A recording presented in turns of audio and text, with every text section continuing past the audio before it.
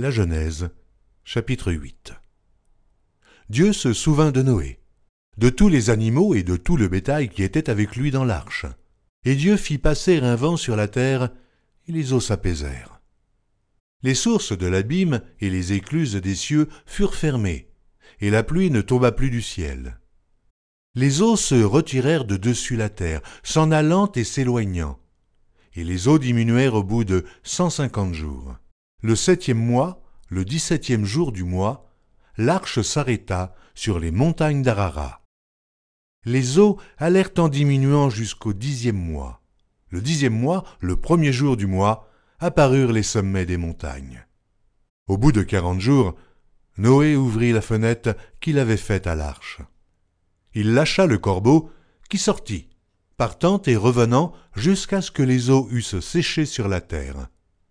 Il lâcha aussi la colombe pour voir si les eaux avaient diminué à la surface de la terre.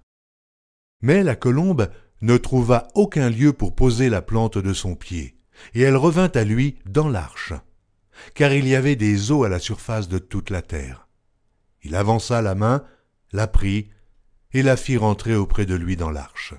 Il attendit encore 7 autres jours, et il lâcha de nouveau la colombe hors de l'arche. La colombe revint à lui sur le soir, et voici, une feuille d'olivier arrachée était dans son bec. Noé connut ainsi que les eaux avaient diminué sur la terre. Il attendit encore 7 autres jours, et il lâcha la colombe, mais elle ne revint plus à lui. L'an 601, le 1er mois, le 1er jour du mois, les eaux avaient séché sur la terre. Noé ôta la couverture de l'arche. Il regarda et, voici, la surface de la terre avait séché. Le 2e mois, le 27e jour du mois, la terre fut sèche.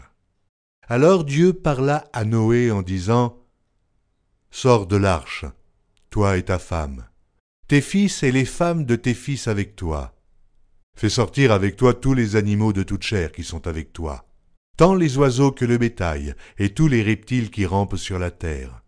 Qu'ils se répandent sur la terre, qu'ils soient féconds, et multiplient sur la terre. » Et Noé sortit, avec ses fils, sa femme, et les femmes de ses fils. Tous les animaux, tous les reptiles, tous les oiseaux, tout ce qui se meut sur la terre selon leurs espèces, sortirent de l'arche. Noé bâtit un autel à l'Éternel. Il prit de toutes les bêtes pures et de tous les oiseaux purs, et il offrit des holocaustes sur l'autel. L'Éternel sentit une odeur agréable, et l'Éternel dit en son cœur : « Je ne maudirai plus la terre à cause de l'homme, parce que les pensées du cœur de l'homme sont mauvaises dès sa jeunesse. Et je ne frapperai plus tout ce qui est vivant comme je l'ai fait. Tant que la terre subsistera, les semailles et la moisson, le froid et la chaleur, l'été et l'hiver, le jour et la nuit ne cesseront point.